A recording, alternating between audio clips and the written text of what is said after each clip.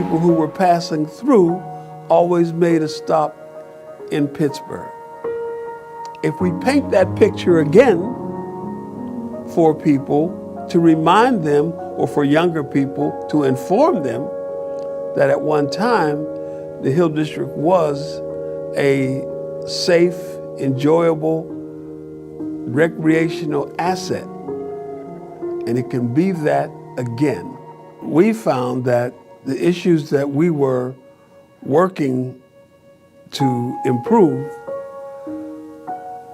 we could address those issues more effectively in theater than we could on the street.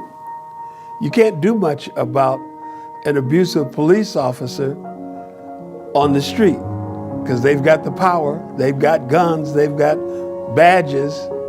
But on stage, we could do something about that. We can create justice on the stage that we couldn't create on the street. That's important because people who have never seen justice need to know what it looks like. And you can do that with theater. You can be very effective in educating people and mobilizing people to address real problems in their everyday lives by having them experience problems being confronted and addressed on stage. I feel like if they do redevelop it, why don't they make it where they could create jobs, put businesses down there, maybe a strip mall or something. You know, that's what I said before when they came and asked me about that. Like a strip mall would be nice to be down there.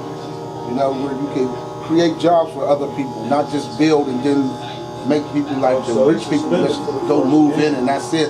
Or they get all the businesses and then it's technical type businesses. Like I know that you have steel buildings going up down there, but around it, put businesses where we could get jobs. Our people could get jobs and work. If you're not invited to the conversation, invite yourself. Be there, show up, be present, be ready, and participate in the policy making, the public policy dialogue. That's the first thing you have to do. Secondly, you have to be able to bring examples of successful, inclusive, economically successful community development that has occurred in other parts of the country. Because in Pittsburgh, we tend to get a little insulated, and we don't know what's going on other places in Baltimore, in Atlanta, in Philadelphia, even in the same state. We don't know. Some of us don't care. We think the world begins and ends with Pittsburgh. And so you have to bring those examples and say, look what's going on here. This is very successful, and it's inclusive, and it's making money. And we insist on being heard. And we are prepared to wait another half century if necessary. So we're going to be here, and we're going to be a part of this. So get used to it. My name is Tomanika Howes. I am 65 years old, kicking the door in 66, and I'm a longtime Hill District resident. Having a voice, some people don't want you to have a voice, and I learned early on, I think in my involvement with Hill City, that youth program, to have a voice. One time I was very quiet, very shy, I would not speak up. And so many people have spoken up, and some people have really backed away. They said, we have spoken up so much, no one really cares. So why should I speak up? But we have to continue the battle. You know, racism is entrenched, is part of the fiber of America. It's in everything. And so how does society look at black men? They don't look at black men the same way they would look, even a black boy. They don't look at them the same way they would look at a white boy or a white man. And that has been created. And so sometimes it's this fear or this element of disrespect and the lack of value of life. And that is what's happened with the black on, when young black men are taking other black men's lives. That sense of not belong, that sense of there's a part of self-hatred And that's been ingrained. It starts at a very young age. And sometimes, people don't realize what they're doing when these kind of things begin at a young age. It starts in our education system, the medical system. It's in everything. And sometimes it's subtle. The racism is subtle. The disparity is subtle. The inequality is subtle, and sometimes it's very overt. And it is systemic. And so young people had a very, very important part, and they continue to have an important part. Young people have a voice. When young people are courageous and they take chances and they have this sense of courage and this great sense of hope. Envisioning the future of the Hill District, I'm hopeful. I hope that the vision is vibrant. My vision is not for Black people to be pushed out of the community. I think that's very important, and that is the concern of a lot of people in the community, that it will no longer look like the Hill anymore. My vision is that young people will take a stand and make this a very vibrant and fulfilling community that people from around the world will want to come and visit. I envision people being happy and prosperous. I have a lot of hope, a lot of hope.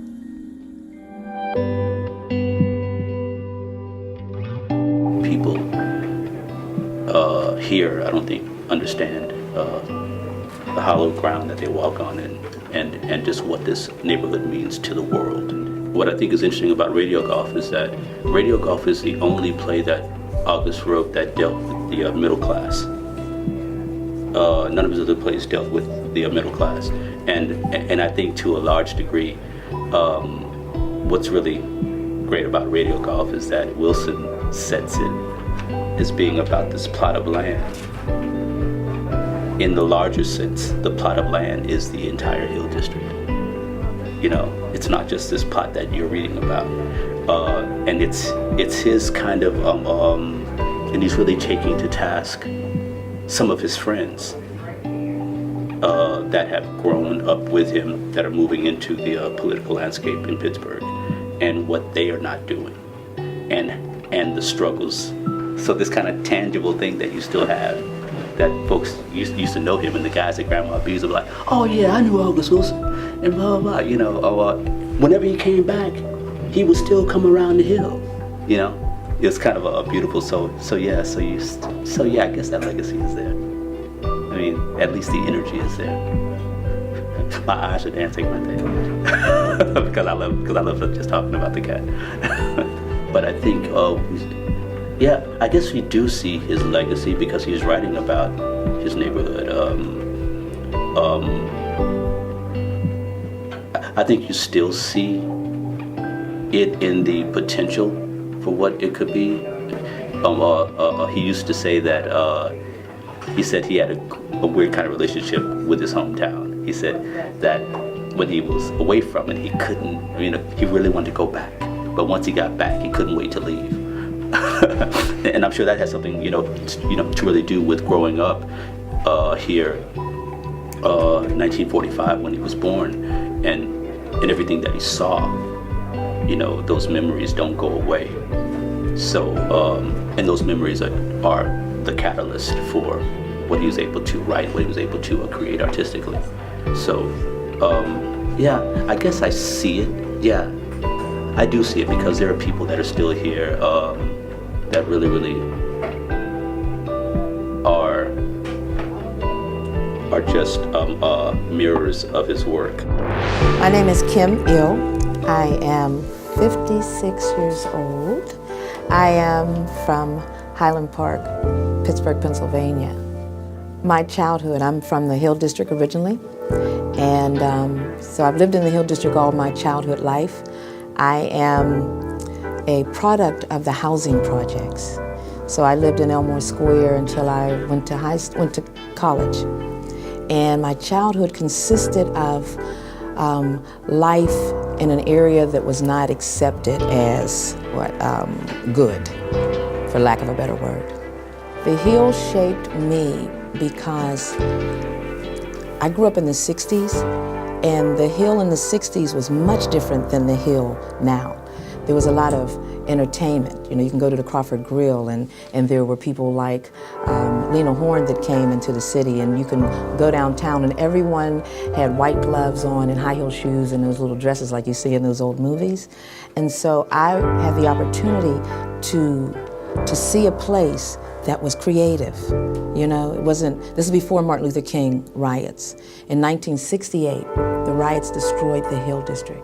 So what you see now at your age is the backlash of the riots of 1968. So my Hill District is not the Hill District you have seen.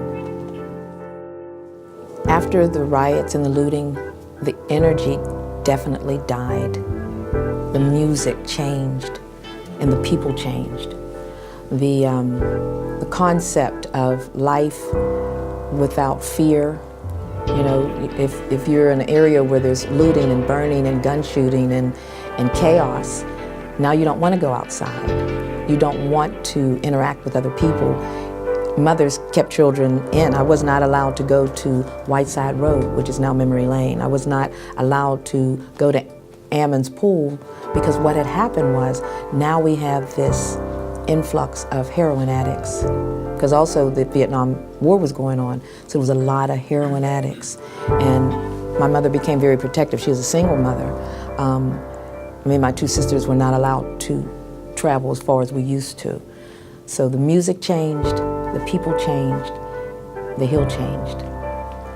Nowadays, I think that the media tries to be fair, but unfortunately, sensationalism is what people want to hear and see. And so I think that the Hill District gets a very unfair look through media as to who we are. You hear about the murders, you hear about the gang violence, and you hear about the things that, you don't hear about the little girl that won the spelling bee. You don't hear about the mother that, you know, whose daughter, you know, she spent time to sacrifice for her daughter to go to college. You know, my story in the Hill was never, you know, I've done a lot of amazing things. I know a lot of people that have done amazing things in the Hill, but the first thing that you hear is the scariness. Now, it's not that it's not true, but that's a very sad fact. So it was a home, you know, people were close, and it was a good place to grow up. So, I mean, when I was younger, yeah, I enjoyed the Hill better when I was younger because people were more friendly. Well, when I was younger, the Hill District had a whole lot of community centers. They had places for the kids to go and hang out during the day when they get out of school. Today, the kids don't have anywhere to go. They come outside their house. They right on in the area. People, drug community infested a lot of areas, and so you know, the heroes used to be like sports athletes, watching kids play sports and stuff like that there. Now they come outside, all they see is people using drugs, selling drugs, and things like that there, and more a lot of parts of the hill, which is really a negative influence on the kids. But as far as like to the adults, as far as it changed as far as in a lot of ways for the good, as far as like there's less bars and different things like that on the hill, and they have more things like they open up like the YMCA up here, which is a good example, and they're rebuilding a little bit up on the hill, so that's good. But nowadays you say something, you might get shot, so you better keep your mouth shut, you know. And then if you say something to the kid, they don't tell you, oh, you're gonna hit me, I'm gonna call the police. That's child abuse. I'm pretty sure that the older ones in my age and stuff, they gave up. I don't know why they on the corner doing what they doing, you know. And then they look bad for one thing. They in their 50, 60 years old. They should be somewhere else, but they staying on the corner. But then the youth see that, so that's where you get all this violence. That's where the street comes in at. Like you said, you got some kids that want to be around their two-parent home, but it ain't happening. Right, exactly, and that's like we want to keep on going. But you figure the next, but you got parents, you got grandparents and stuff. Now, parents is in their teens and stuff. How could they know what to do with their kids when they didn't even know how to They wasn't even raised up, you know what I'm saying? I think most of the public has the wrong idea of the Hill District. They think that it's just a lot of crime, a lot of negative things going on. But for me growing up and living here now, there's so much more to the Hill District. There's so much more to learn and to experience here. And I just think people have the wrong idea. I heard a man, a billionaire, they asked him a question. They said, he had all this money. And they asked him, they said, well, what do you consider enough money? He thought about it for a minute. He said, more. And I believe there's a lot of John D. Rockefellers or John D. Rockefeller wannabes trying to get to where he was at, and they're thinking more. So they'll tell you one thing, you know what I mean? They'll come with their blankets and say, we want to keep you warm, not knowing there was smallpox in the blankets. Poor community or lower class are not part of the plan. So it had to start with the youth. How you can get the youth to the next level, and that will snowball and impact the elder generation. For them to really make life better on the Hill is to have more programs to encourage the youth to get to have hope and dreams and doing something with their lives and getting their lives together. Because that's what's going to make a difference, you know, as the next generation moving ahead. We're fighting against ourselves when we fight against each other.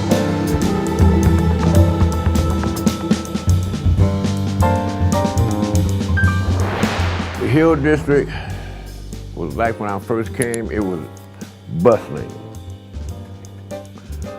I mean, it was bustling. There was businesses up and down the street. There was restaurants. You could go. What made me fall in love with the Hill District because there was so much jazz. I mean, you could go to the Grill and hear Miles Davis. You can go down the street. You could hear Jimmy Smith. You can go in Homewood and you can catch Muddy Waters. You know, there are so many jazz musicians who are from Pittsburgh. I mean, the father of modern drumming, Kenny Clark, is from Pittsburgh. The Hill District was like a cultural, artistic university without walls, you know. It was a place that was full of, at 23 for me, it was a place that was full of teachers and things to learn and being amazed, and you could go and you could hear so much music, and there was so much to find. It was almost like going down into a shaft of some kind of mine and treasures, and every time you look, it was like, wow, and oh, and my goodness, and ooh, and oh, and it was like that every day when I started coming back and forth to Pittsburgh, and every time I come, it was always something wonderful happening, you know. And so, yeah, being in Pittsburgh and being in the Hill was a great asset a valuable asset to me as an artist. I mean, it was an economy. I mean, there was, all of this, of course, is before integration, okay? We had a baseball field in the Hill where the Negro League played. It's a project now, but there was a baseball field. We served our own, the community served itself, you know. The jitney existed because the white cab drivers wouldn't come to the Hill. They wouldn't bring the business to the Hill. Our green money wasn't good enough, you know. I think the Shop and Save and the new development in the Hill is 50-50, you know, because as a result of there's not enough folks they might be serving it, or the folks might not have the kind of money to live or to afford to live in a new developed, redeveloped neighborhood, you know. I think they should maybe work with the houses that we already have here. You know, I mean, redevelop, rebuild, you know, instead of new houses, yet fix the houses that are here. But there are lots of houses here that can be fixed.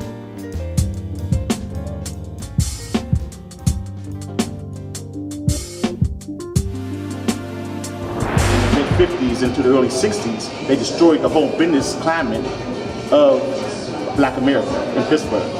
Okay, and then they went in with the Civic Arena, and they said revenue was going to follow the redevelopment to the community. But what happened is it stopped right at Crawford Square. Okay, none of that money never came up the street. It went downtown, the U.S. Steel building and all the redevelopment downtown. The point, building the point up and things of that nature. So when we look at the smokescreen and the disingenuous nature of any urban redevelopment plan, okay, it never works for the people they say it's going to work for. We have the best education system in the world at Pitt University, Carnegie Mellon, Duquesne, and the surrounding areas. I can't go. So, you understand what I'm saying? People come from all over the world. The greatest hospital in the world is right here in Pittsburgh. But how do I get access to that? You take the Vietnamese community. The numbers say their economic dollar stays in their community 17 times. You take the Jewish community, that dollar stays in their community 12, 13 times. You take the average white American community, the dollar stays in the community 7 to 8 times. But in the black community across America, the dollar stays in the community minus 67%. That means 67% out of every dollar never makes it to the community. How can they be prosperous? How can they grow? How can they have energy? How can they have hope when they're leaving their money someplace else? We were nervous and whatnot, and we didn't get the promises from the 50s that came.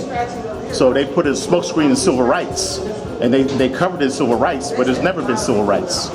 You know, we have the same issues today, economically, access to capital, redlining, access to all the things that we fought for in the 1900s. The fight is still the same today. Okay, and so that illusion of inclusion is where the frustration comes from. I don't care how many degrees we get, how wealthy we become, you still are not included. And I'm saying included into the future plans. What I try to share with other minorities and whatnot, go downtown and look at the planning commission. Okay, they got a plan for you going out 100 years, and we're still stuck talking about civil rights in the past. There are times when we do feel like giving up. Over the course of a long period of struggle, there are ups and downs, there are gains and losses, there are winners and losers. And sometimes when you're a loser, you feel like quitting. You look back over your shoulder at the people who have come behind you and the sacrifices that they made and the things that they had to go through, and you say to yourself, what I'm going through is nothing. Quit your pity party, get up and get to work. And that's how you get through those times when you feel like quitting. A half a century, we've been waiting for the promise of redevelopment in the Lower Hill District to be kept. And now development is beginning to happen. But it is not beginning to happen in a way that makes those of us in the Hill District feel included and welcomed in the redevelopment. We have to fight our way in to be a part of the redevelopment, and our presence is resisted. And our views and ideas about how the redevelopment ought to occur and what the Lower Hill District redeveloped ought to look like, our ideas are not welcome. One, we have to stand up and be present in the midst of the conversation. Secondly, you have to be able to bring examples of successful, inclusive, economically successful community development that has occurred in other parts of the country. We believe that we can have an economically successful development and a development that is inclusive and culturally responsive to the Hill District. We can have both. One of the things that I would remind people of in helping to dilute some of the negative stereotypes about the Hill District, I would remind people of the time not long ago when the Hill District was a regional recreational center. If we paint that picture again for people to remind them, or for younger people to inform them that at one time the Hill District was a safe, enjoyable, recreational asset.